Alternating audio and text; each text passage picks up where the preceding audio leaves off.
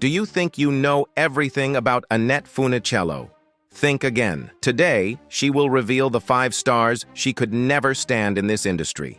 People you may have never thought of. Can you guess who these names are? If you get it right, leave a 1 in the comments. If not, comment 0 and share your thoughts with us. These stories have never been revealed and you won't want to miss a single moment of this video. Watch until the end hit. Subscribe to not miss any more surprises.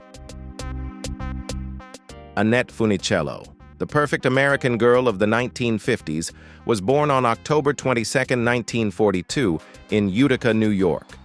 She entered this world with an angelic face and a fate seemingly written in gold. But no one, not even herself, could imagine that her life would be shrouded in darkness until the very end. At just 12 years old, Annette became the brightest star of the Mickey Mouse Club, a television show revered across America like a childhood hymn. The little girl sang, danced, and smiled, always obedient, humble, and pure, just as Disney demanded. But Disney was not just a company. It was a velvet cage where princesses were adored, but never allowed to become women.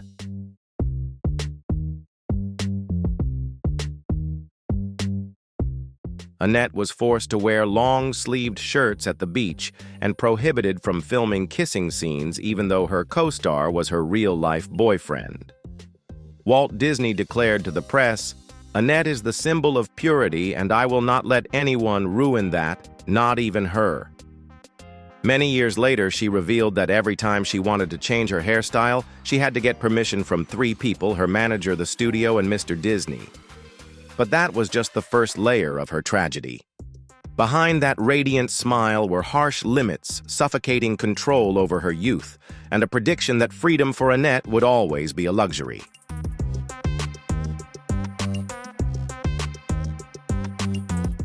Behind the stage lights, Annette faced darker realities. Jealousy from colleagues, scrutinizing looks from male co-stars, and malicious rumors about her sleeping with this person or that to achieve success. She was once forced to turn down Elvis Presley because Disney believed he was not suitable for the family image. And when she collapsed backstage due to illness, no one came to help. A colleague just stood there and laughed.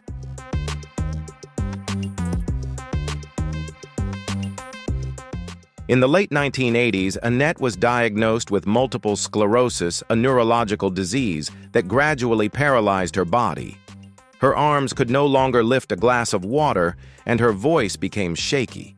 But more painful than the illness were the pitying looks from fans and the cold stares from those who once called her a legend.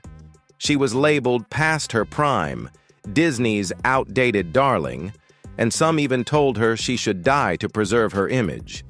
The physical pain could not compare to the cruelty with which society and fans treated her, the once bright symbol of Hollywood.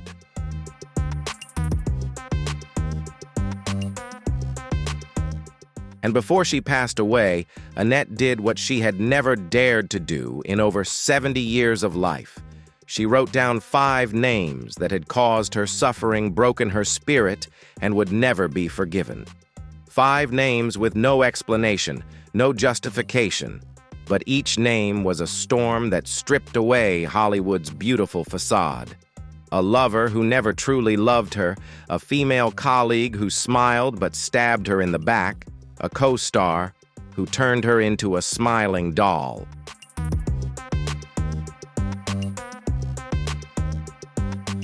So, were you surprised to hear about these stars? Annette was once part of this competitive and glittering industry. What are your thoughts on how celebrities sometimes treat each other behind the scenes? Leave your comments under this video. We'd love to hear your thoughts.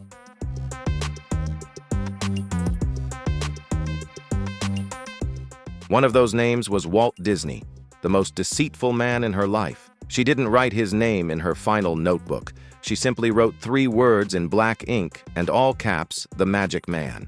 The man who discovered her, who once told all of America that Annette is the best girl in America and she always will be.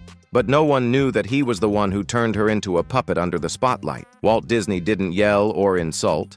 He just smiled, nodded, and commanded with a look.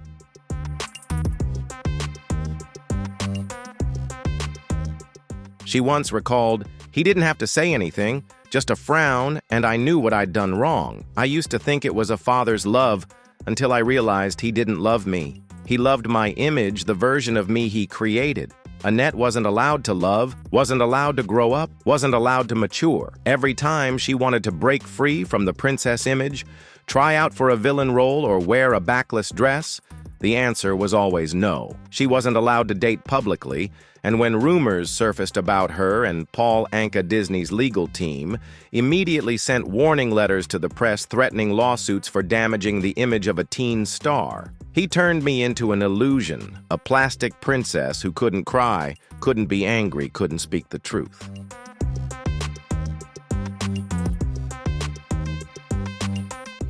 When Annette wanted to leave the Beach Party film series, feeling her image was being exploited, Disney called her into his office, gave her a gold ring engraved with an A, and said, "You're not going anywhere. You belong to us." And she stayed out of fear, because she knew that if she left, she would lose everything. It wasn't until the day she discovered she had multiple sclerosis that she wrote in her diary, "I'm losing control of my limbs, but the truth is, I never had control of my life. Mr. Disney stole that from me when I was just 12 years old. It wasn't gratitude, it was a diamond prison."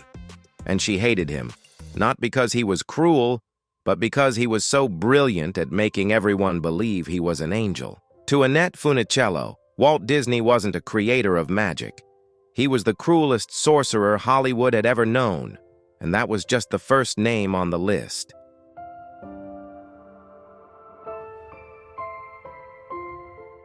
Next, she would expose a co-star who stole her youth and played the victim Frankie Avalon, the youth snatcher with the face of memory. They called Frankie the King of the Beach, America's sweetheart boy, the nation's eternal face. And if you only looked at the pictures, only skimmed through the beach dancing and kisses, you'd think he was the perfect co-star. But for Annette, Frankie wasn't a friend. He was a sentence she had to endure in a bikini throughout her youth.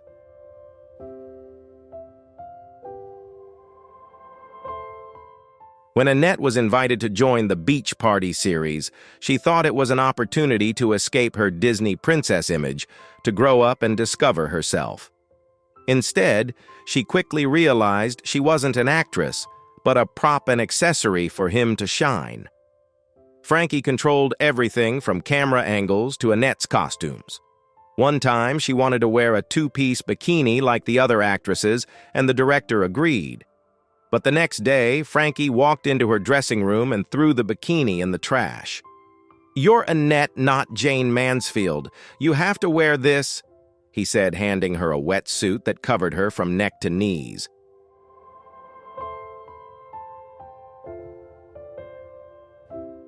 She swallowed her disappointment, thinking it was protection, until she got pregnant with her first child. Then Frankie suggested to the producers that they cut all her close-up scenes because she was no longer attractive. Not attractive, that phrase pierced through a woman carrying life within her. She wrote, "He didn't have to yell at me, he just had to smile at the camera and then look at me as if I were a shadow blurring the frame. Day by day, I faded behind him."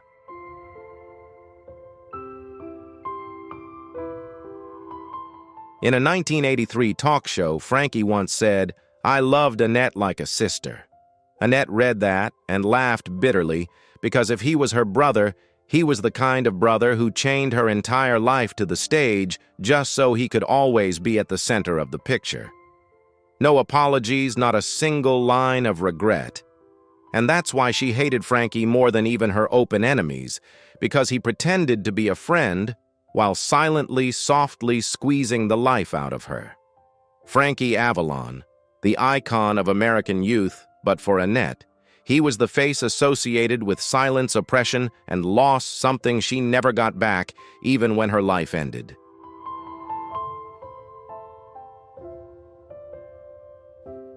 The list doesn't end there. Next is a colleague who seemed perfect, but behind every bouquet of flowers, every smile was a look of contempt. When Annette collapsed, do you dare to keep listening? Because the third name is a woman, and betrayal from a woman always hurts the deepest. Shelley Fabares, the beauty with the backstabbing smile.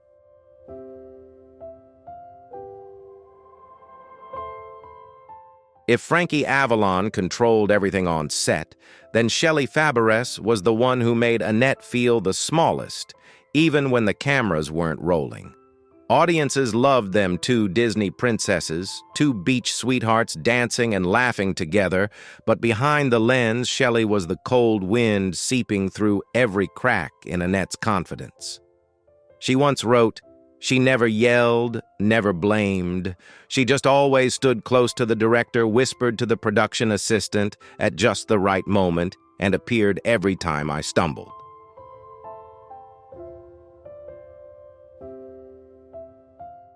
Once, while filming a beach running scene, she fell her knee bleeding, her hands scraped. The entire crew rushed to help, but Shelley just stood there clapping and laughing. "She feels like a professional. Let's give her an Emmy." A joke, a light laugh, but for Annette, it was a deep cut. After filming wrapped, Shelley sent a bouquet of flowers to Annette's room with a card that read, "You're always my inspiration, wishing you a speedy recovery." Annette kept that card for 3 decades, not out of sentiment, but as a reminder to never trust words that smell like perfume.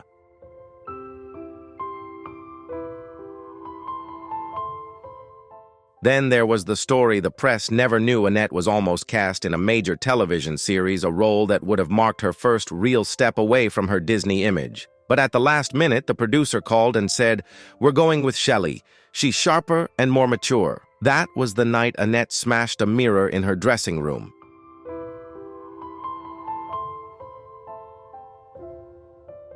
"She made me feel like a singing doll forever," she wrote. And the worst part was, Shelley knew it, and she reveled in it. Annette never publicly badmouthed Shelley. She still smiled, still hugged her at Disney reunions. But in her notebook, she wrote simply, "She didn't kill me with a sword. She killed me with ribbons, with glances, with poisoned compliments."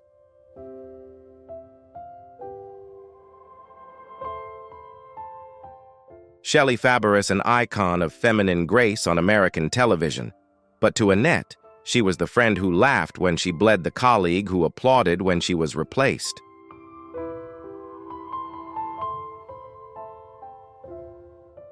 And now to the fourth name, no longer a colleague, no longer a co-star, but a man who made her dream only to wake her in a nightmare, a love that never materialized, a famous song, and a cruel comment she never forgave Paul Anka. His love song was my death sentence.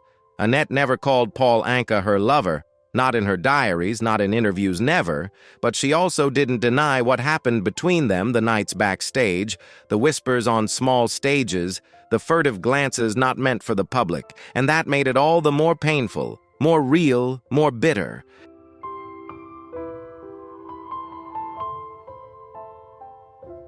Paul once wrote the song Puppy Love, and all of America believed it was for Annette, but she knew the truth. I wasn't the love in that song.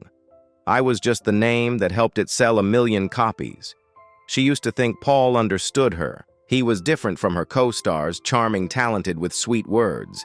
But then, one night in Palm Springs, Annette saw him embracing a blonde model backstage, still holding the birthday card she had just given him. That night, she returned to her room and quietly tore up every unperfumed letter.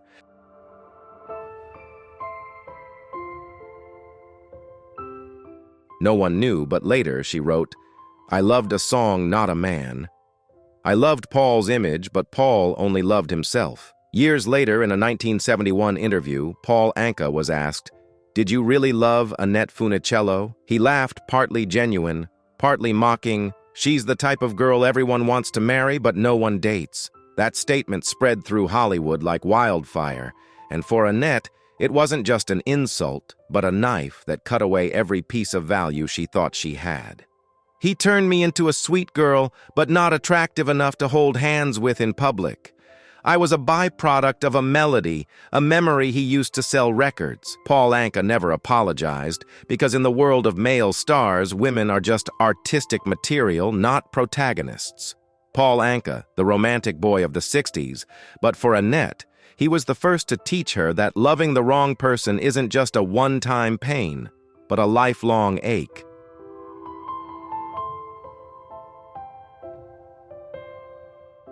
And now brace yourselves, because the final name doesn't come from the stage, nor from music, but from the hidden shadows of Disney, where no one dared to look. A close co-star, a public victim, and the mirror reflecting everything Annette feared most about herself. The fifth man was the Hollywood nightmare buried in the sand, until Annette herself dug it up.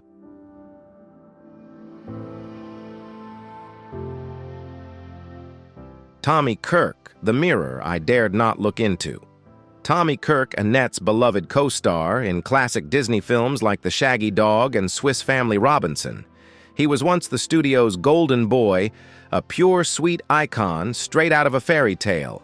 That is until Disney discovered he was gay and discarded him like a dirty rag. Annette witnessed it all unfold, and she remained silent. I didn't dare defend him because I knew if I spoke up, I would be the next to fall. She didn't hate Tommy because he did anything wrong. She hated that he reminded her of her own cowardice. He was the crack in the Disney mirror that she had tried to believe was perfect. A reminder that we are never truly free, even when smiling before millions.